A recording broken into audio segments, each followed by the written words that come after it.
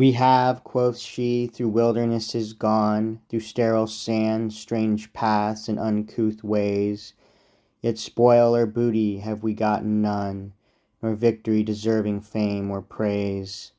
Godfrey, meanwhile, to ruin stick and stone of this fair town, with battery sore assays. And if awhile we rest, we shall behold this glorious city smoking lie in mould. Our sheepcoats burnt, or praise of sheep were kine, the cause why Solomon these bands did arm. Canst thou that kingdom lately lost of thine recover thus, or thus redress thy harm? No, no. When heaven's small candles next shall shine, within their tents give them a bold alarm. Believe Erasmus old, whose grave advice thou hast in exile proved, and proved in nice. He feareth not, he doubts no sudden broil from these ill-armed and worse-hearted bands.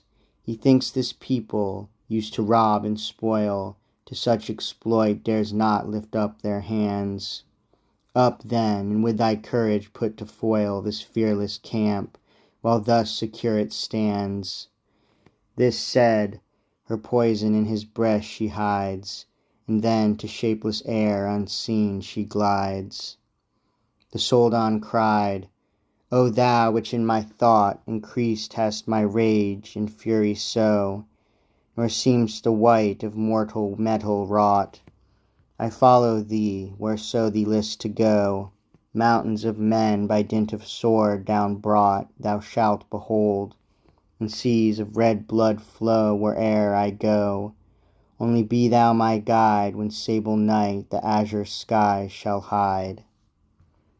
When this was said, he mustered all his crew, reproved the cowards, and allowed the bold. His forward camp, inspired with courage new, was ready dight to follow where he would.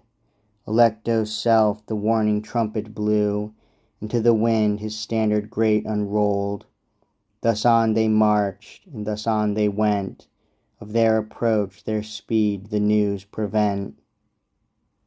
Alecto left them, and her person dight, like one that came some tidings new to tell.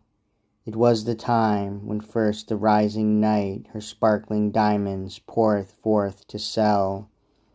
When in to Sion come, she marched right where Judah's aged tyrant used to dwell, to whom of Solomon's designment bold the place, the manner, and the time she told.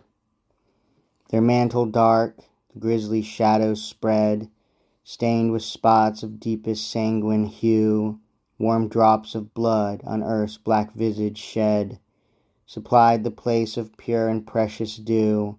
The moon and stars for fear of sprites were fled, the shrieking goblins each where howling flew, the furies roar, the ghosts and fairies yell, the earth was filled with devils and empty hell.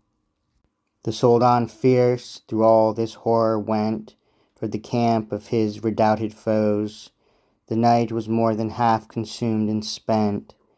Now headlong down the western hill she goes, when distant scant a mile from Godfrey's tent, he let his people there a while repose, and victualled them, and then he boldly spoke these words which rage and courage might provoke.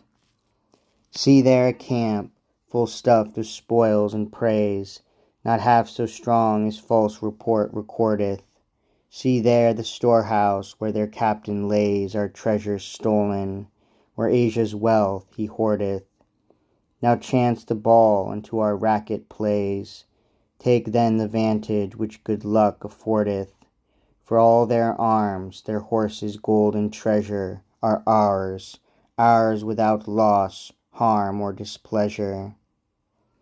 Nor is this camp that great victorious host that slew the Persian lords, and Nice hath won. For those in this long war are spent and lost. These are the dregs, the wine is all outrun, and these few left are drowned and dead almost in heavy sleep. The labor half is done, to send them headlong to Avernus deep, for little differs death and heavy sleep. Come, come, this sword the passage open shall into their camp, and on their bodies slain we will pass o'er their rampire and their wall. This blade, as sighs cut down the fields of grain, shall cut them so, Christ's kingdom now shall fall. Asia her freedom you shall praise obtain. Thus he inflamed his soldiers to the fight, and led them on through silence of the night.